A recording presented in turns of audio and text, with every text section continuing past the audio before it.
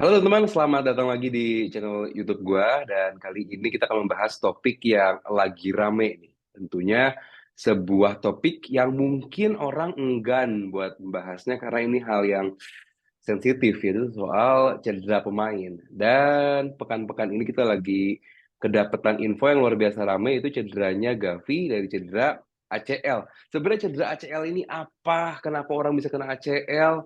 Gua nggak mau so tahu. That's why gue mendatangkan teman gue luar biasa, seorang sport fisioterapis, Mas Lutfi. Halo Mas Lutfi. Halo Mas, Halo, apa kabar Mas? Sehat ya?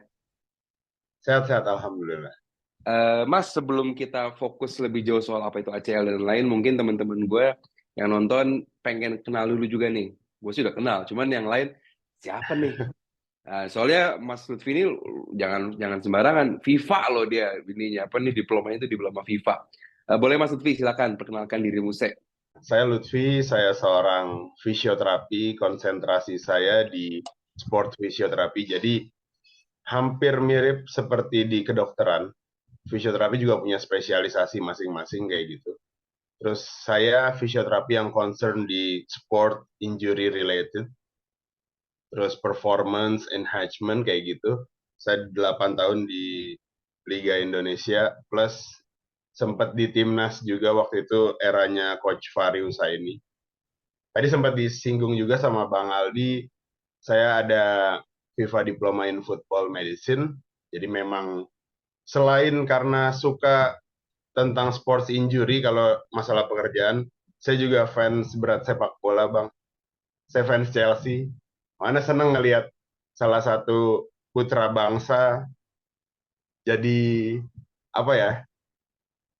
Jadi host, jadi pandit di Premier League kayak gitu. Jadi suatu kehormatan buat saya kalau diundang ke channel YouTube-nya gitu. Ya, justru gue yang luar biasa bisa dapat waktu dari sibuknya Mas Lutfi ini untuk bisa menjelaskan ke orang-orang apa itu cedera ACL karena banyak sekali nih info yang apa ya simpang siur soal cedera ini. Pertama-tama Mas Lutfi pernah menangani cedera ACL gak? Pernah, pernah. Baik di Nah, klub maupun sekarang di tempat praktek. Saya praktek di Jakarta sekarang. Masih lumayan banyak kasusnya. oke. Sebenarnya cedera ACL itu tuh apa sih Mas? Oke, jadi ACL ini sebenarnya satu dari 4 ligamen besar yang ada di struktur lutut kita. Di knee joint itu ada, di knee joint itu nggak cuma persendian ya. Jadi ini yang banyak miskonsep adalah orang hanya peduli kalau misalnya dia retak. Orang hanya peduli ketika dia patah. Tapi sebenarnya di lutut sendiri ada 14 kemungkinan cedera, Bang. Nah, salah satunya ACL ini. Bukan yang 13 tidak penting ya, tapi yang ACL ini yang memakan waktu paling lama proses rehabilitasinya, proses penyembuhannya, sampai kalau dia mau return to sport lagi, kayak gitu. Nah, terus biar teman-teman kebayang, kalau ini sendi nih ya, nanti teman-teman bisa sambil browsing juga. Kalau ini sendi, ini dari atas nih, dari bawah tulang keringnya ini di atas lutut kita, tulang paha dan tulang kering ketemu gini. Terus kan ada tempurung lutut di tengahnya. Nah, ACL ini posisinya di belakang tempurung lutut. Jadi jangan teman-teman peta-petakan. Kalau di bawah lutut, Bang, ada urat kecil, misalnya suka pertanyaan ke saya gitu. Urat kecil sakit tuh pas lari, saya ACL ya. Nggak bisa seperti itu. Terus ACL ini sendiri sebenarnya fungsinya adalah untuk mencegah overtranslation dari tulang kering ke tulang paha. Teman-teman ada yang fans MU di sini waktu Ibra jatuh tuh dulu itu ACL juga. Itu kalau kita lihat Ibrahimovic itu landing terus over extension ke belakang. Jadi harusnya kalau kita berdiri kan itu 0 derajat. Kalau Ibrahimovic lebih kelebihan ke sini. Nah itu fix ACL-nya kena sebenarnya sebelum diperiksa dan di MRI. Kalau kita bahas yang baru kejadian tuh Gavi kemarin, itu teman-teman ngelihatnya kan ada perputaran gitu. Kayak orang mau, Twist. betul, twist. Kayak orang mau split tapi nggak jadi gitu ya. Kalau split kan lututnya locking. Kalau ini split tapi agak-agak semi flexion sedikit kayak gitu. Nah, itu sebenarnya bukan twistnya itu yang bikin ACL-nya cedera. Jadi yang lain tuh banyak miskonsepnya gitu. Oh, yang pas ketekuk ke pelintirnya itu ya. Sebenarnya itu sebelum itu terjadi sudah robek ACL-nya. Karena kalau ACL masih utuh, itu nggak akan terjadi. Terus yang menyebabkan robeknya itu, Saya bahas dari British Journal of Sport Medicine. Jadi ini penelitinya Bittencourt 2016, dia bilang all injury including ACL are multifactorial and not safely due to biomechanic. Jadi nggak cuma pola geraknya aja, terus nggak cuma ketika dia landing aja, tapi kalau tiba-tiba semuanya itu jadi faktor yang memicu cedera, ini baru bisa kejadian cederanya. Training load, age, sampai level anxiety. Misalnya dia tadinya pemain cadangan nih, terus tiba-tiba dia harus main, ekspektasi pelatih dia ngubah pertandingan. Itu juga bisa pengaruh karena gini, kalau kita stres, kita akan bikin gerakan-gerakan yang cukup emosional. eh selain itu mungkin nggak ada faktor kayak begini. Misalnya ke si Gavi ini kan musim ini aja nih, bulan apa ini, bulan November, udah Ya, 1.000 menit bermain gitu untuk Barcelona. Artinya ini oke. pemain emang overuse gitu kan, dimainkan terus, baik di Barcelona maupun di timnas Spanyol. Ada nggak pengaruh pemain terlalu sering dipakai, terlalu sering dimainkan terhadap peluang atau chance ini pemain ligamennya robek duluan sebelum dia kena ACL? Kalau pertanyaannya mungkin apa enggak, sangat amat mungkin karena itu salah satu faktor terbesar, Bang. Sampai Oke. beberapa jurnal, ada sekitar 200 jurnal itu bahas kaitannya training load ke ACL rupture. Jadi kalau bicara ACL itu selain bad luck, tapi ada akumulasi juga sampai hari di mana dia harus kena kayak gitu. Mungkin kalau kita bicara Gavi sebelum yang kejadian kemarin, sebulan 2 bulan sebelumnya, mungkin kalau kita tracking videonya, ada dia benturan di lutut agak lumayan parah, terus dia harus diganti. Mungkin di latihan juga ada lumayan parah, hampir dimainin atau enggak, akhirnya dia tetap dimainin, sampai puncaknya yang saat sama timnas Spanyol kemarin ya. Si pelatih timnas Spanyol De La Fuente bilang bahwa gaya bermainnya Gavi yang dibilang dia ini hiperaktif, dia nggak mau diem, dia selalu bergerak dengan gerakan-gerakan yang mengejutkan. Ya intinya gaya bermain dia juga cukup hiperaktif. Itu ngaruh juga nggak? Soalnya pemain kayak Gundogan aja yang pergerakannya emang nggak begitu semasif Gavi, kena kena juga gitu ACL. Apakah gaya bermain yang seperti De La Fuente bilang ini bener-bener ngaruh atau ya cuma excuse doang? Oke, kalau itu bisa saya langsung direct jawab, excuse ya Mas, karena Ya. sebenarnya style bermain tidak bisa dibentuk ya. Apalagi nggak mungkin kita ngarepin eh, holding midfield gaya mainnya kayak Neymar contoh kayak gitu. Kan akan banyak bolong dong zone Good positionnya point. kayak gitu. Sekarang recovery-nya, Mas. Kenapa cedera ACL ini membutuhkan waktu yang lama? Soal recovery-nya, terus Gavi sendiri katanya mau operasi, dan kalau mau operasi sebenarnya tuh operasinya tuh apa yang dilakukan gitu, Mas? Kenapa cukup panjang untuk di ACL? Karena jadi ACL itu posisinya melintang seperti ini. Ada anterior dan posterior, jadi dia ada dua bandel. Itu bisa kena cuma salah satunya, bisa kena tor dua-duanya langsung.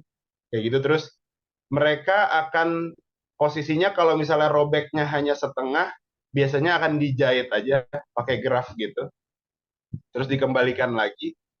Tapi sekarang ada bentuknya operasi kecil, jadi cukup dibolongin di beberapa titik, biasanya di atas lutut luar, di dalam lutut sama di samping lutut, kayak di posisi luar lututnya gitu, hanya 3 lubang.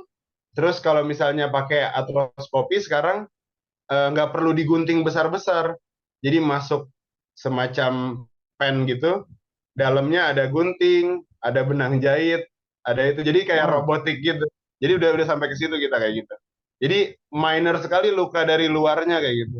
Ini biasanya nggak terlalu gamblang nih di share di media. Ada ACL berdiri tunggal, cederanya ACL doang gitu. Tapi ternyata pas twist itu, selain ACL-nya robek, meniskus ini beda lagi ya. Meniskus ini kayak shock breaker kalau di motor gitu. Jadi buat peredam ketika kita melompat, pas kita landing dia squeeze and up lagi. Squeeze and up. Nah kalau nggak ada ini, sendi langsung ketemu sama sendi. Begitu kita landing. Nah, mungkin saja pas robek itu menginfluence medial meniskusnya atau lateral meniskusnya. Kalau ACL plus meniskus itu agak lebih lama lagi. Nggak bisa bicara 6 sampai 9 bulan lagi jadinya kayak gitu. Tapi kalau ACL murni itu pure di 6 sampai 9 bulan. Ya, apalagi Seperti itu. kasusnya Gavi ini kan dia full tear atau robekan penuh, kedua Ya. meniskusnya juga kena. Berarti ya ini lumayan cukup lama banget ya Mas ya. At least Bakal one season paling cepat mungkin 8 bulan gitu. iya iya iya jadi ya goodbye lah Euronya Gavi kayaknya ya karena bakal panjang banget. Dan Guardiola pernah bilang kayaknya gue pernah baca cedera ACL ini 50% medis, 50% lagi recovery-nya mental, Mas. Bener, Mas? Kita nggak bisa ngarepin Gavi yang se-eksplosif itu, Gavi yang sepercaya diri itu takes time lagi untuk balikin kepercayaan diri dia. Jadi kalau kita bicara 6 sampai 9 bulan itu hanya dia bisa melakukan skill-skill basic sepak bola, dia bisa berlari kembali, jumping kembali, Bisa ikut latihan lah shooting, ya. crossing betul. Kembali latihan, even kembali bermain. Makanya peran head coach di sini sangat amat penting. Kalau head coach yang smart ya dalam tanda kutip, dia akan sebagus apapun pemain ini, dia akan pelan-pelan secara reguler kasih menit bermain. Makanya kok orang baru selesai cedera dikasih main 10 menit, 5 menit, itu cuma buat balikin atmosfernya sebenarnya, Mas. Tapi bola 50-50 mau gak nih dia masuk kayak gitu.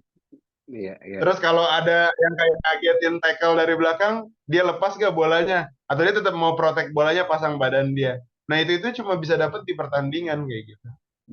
Makanya begitu kayak ada yang kayak Gundogan ini, yang justru setelah cedera ACL, loh lebih gacor dibandingkan sebelum dia cedera gitu. Dia berani lebih ke depan, dia justru banyak cetak gol.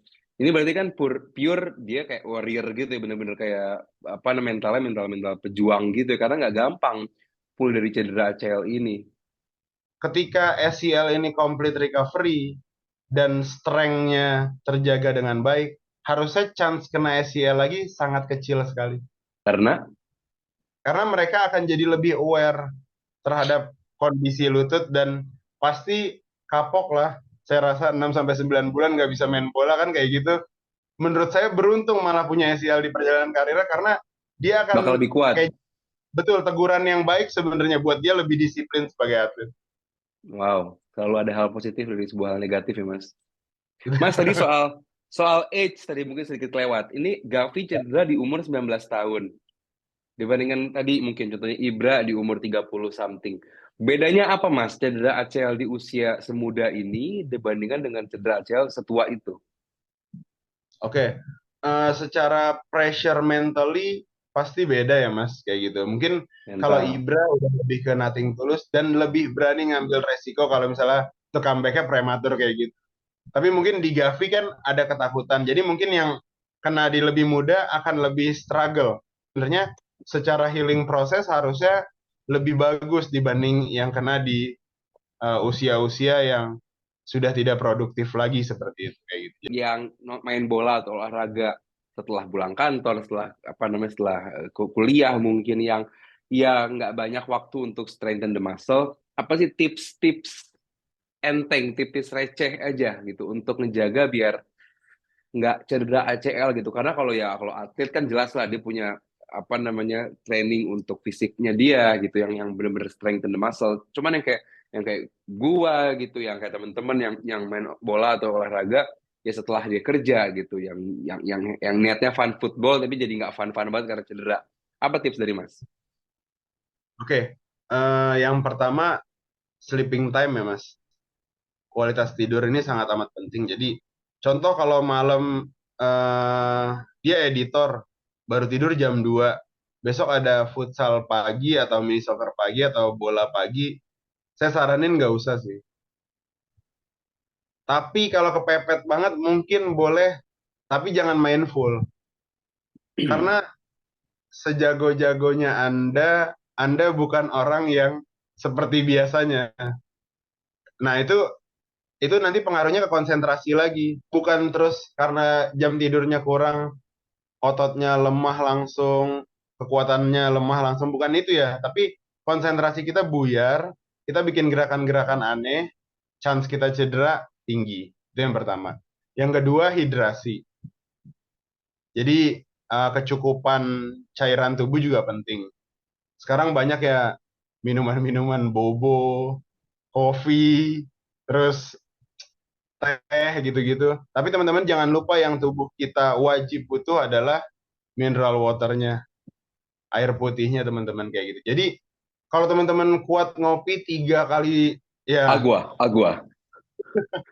tiga, 3 gelas sehari, kuat ngeteh 3 gelas sehari, terus teman-teman kan jadi ada rasa nggak haus.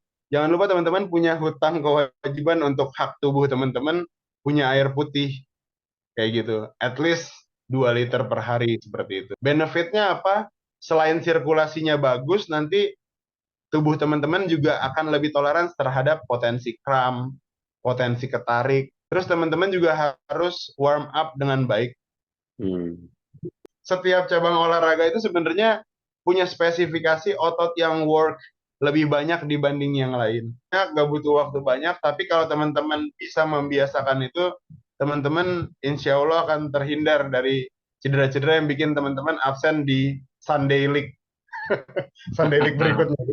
Luar biasa. Mas Lutfi penjelasannya udah jelas banget, udah detail banget dari apa itu cedera ACL, kenapa Gavi bisa sampai cedera ACL, dan proses recovery-nya sampai terakhir tadi tips soal buat kita-kita nih yang pemain semi pro biar nggak kena ACL. Thank you banget Mas Lutfi waktunya. Kayaknya udah jelas banget videonya. Oke teman-teman, dari duet merah kita hari ini yang kebetulan tiba-tiba kita pakai baju merah hari ini karena Disclaimer nggak ya, tahu nih ini fans Chelsea tapi pakainya baju merah ya karena tuan rumahnya Arsenal jadi ya harus harus merah disclaimer ya gitu. Bang, Apa tuh? nggak ada kaitannya sama 2024 ya. Ini kebetulan aja. Oke deh kalau gitu ya nggak ada jelas sama 2024 soal Euro kan maksudnya soal Euro kan Euro, soal Euro, Euro iya 2024. iya iya soalnya nggak ada kaitannya sama Jerman kita nggak ada. Oke dari duet merah Aldi dan Lutfi kali ini signing out, thank you udah nonton, sampai jumpa di video-video gue selanjutnya, signing out, bye bye.